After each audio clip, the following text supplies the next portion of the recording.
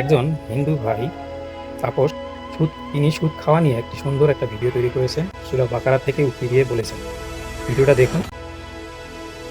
যারা কোনো কিছু না ভেবেচিন্তে সুদের টাকায় সাম্রাজ্য করছেন, আজকের ভিডিও তাদের জন্য। সুদ অর্থাৎ ইন্টারেস্ট, যার আরবি শব্দ রেবা। ইসলাম ধর্মের পবিত্র ধর্মগ্রন্থ কোরআনে সূরা আল বাকারার 275 থেকে 279 নম্বর আয়াতে স্পষ্ট বলে যে বা যারা সুদ খায় তারা অন্যায় করে এবং আল্লাহ ও তার রাসূলের বিরুদ্ধে যুদ্ধের মতো গুরুতর অপরাধ করে। এবং কোরআনে সূরা আল ইমরানের 130 নম্বর আয়াতে স্পষ্ট বলে, হে মুমিনগণ, তোমরা সুদ খেও না ক্রমবর্ধিতভাবে, আল্লাহকে ভয় করো যাতে তোমরা সফল কাম হতে পারো। অর্থাৎ এখান থেকে একদম স্পষ্ট ইসলাম ধর্ম অনুসারে সুদ খাওয়া জঘন্যতম পাপ, যা কোনো রকম ভাবে পারমিশন দেয় না। এবার আসি বাস্তবতা কি বলে। সুদ দেওয়া কোনো ধনী ব্যক্তি কাউকে সুদ দিলে সে আরো ধনী হয়ে যায়, আর কোনো গরিব ব্যক্তি সুদে টাকা নিলে সেই গরিব ব্যক্তি আরো গরিব হয়ে যায়। তাছাড়াও বিপদে থাকা মানুষকে সাহায্য করার বদলে তার কাছ থেকে লাভ নেওয়া নৈতিকভাবে প্রশ্নবিদ্ধ। চলুন আরেকটু সহজ করে বলি। ধরুন একজন গরিব কৃষক বিপদে পড়ে একজন ধনী ব্যক্তির কাছ থেকে 10,000 টাকা ধার নিল। ধনী ব্যক্তি শর্ত রাখলো বছরে 20% সুদ দিতে হবে, অর্থাৎ 1 বছর পর তাকে দিতে হবে 12,000 টাকা। কিন্তু সেই বছর প্রচুর বৃষ্টি হওয়ার কারণে কৃষকের সমস্ত ফসল নষ্ট হয়ে গেল, যার ফলে ওই বছর কৃষক সুদে আনা টাকাগুলো আর পরিশোধ করতে পারলো না। তখন সুদ আবার বাড়লো। 2 বছর পর ঋণ দাঁড়ালো প্রায় 14,400 টাকা, অথচ কৃষকের কাছে কোনো টাকা নেই। তখন তাকে হয়তো নিজের জমি বা গোয়ালের গরু বিক্রি করতে হবে বা আবারও নতুন ঋণ দিতে হবে। ঠিক এভাবেই সে ঋণের ফাঁদে আটকে যায়। একটা সময় পর হয়তো সে খারাপ পথ বেছে নেয়। আপনি জানলে অবাক হবেন, 2023 সালে দ্য টাইমস অফ ইন্ডিয়ার তথ্য অনুসারে শুধুমাত্র ঋণের কারণে প্রায় 10,784 জন কৃষক সুইসাইড করে নিয়েছে। এবং 2008 গ্লোবাল ফাইন্যান্সিয়াল ক্রাইসিস, এই সংকটের পিছনে অতিরিক্ত ঋণ ও সুদের বড় ভূমিকা ছিল বলে অনেক অর্থনীতিবিদ মনে করেন। আবার অনেকের প্রশ্ন থাকতেই পারে, যদি সুদ খাওয়া হারাম বা পাপ হয়, তাহলে ব্যবসা কেন হালাল বা বৈধ?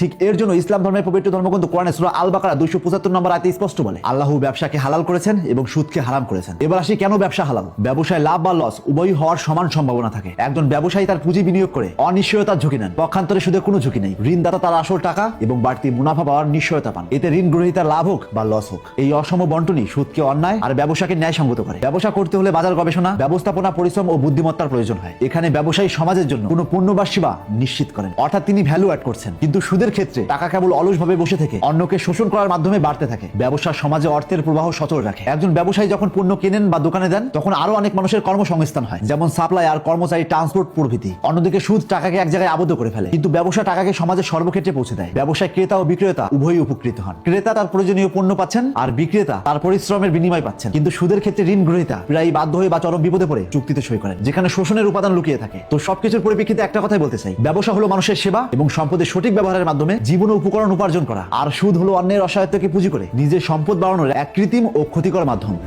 ধন্যবাদ সবাইকে ভিডিও দেখার জন্য। তাপস ভাইয়ের ইউটিউব চ্যানেল থেকে ঘুরে আসুন, ওনার ওখানে অনেক ভিডিও দেওয়া আছে, আপনার ভালো লাগবে ভিডিওগুলি, এবং তার সুন্দর সুন্দর কথাবার্তাগুলো আমাকে অনেক ভালো লাগছে। দেখে আসতে পারেন, ওনার ইউটিউব চ্যানেল থেকে ঘুরে আসতে পারেন। ওনার ইউটিউব চ্যানেলের লিঙ্কটা আমার এই ভিডিও ডিসক্রিপশন বক্সে দিয়ে দিলাম।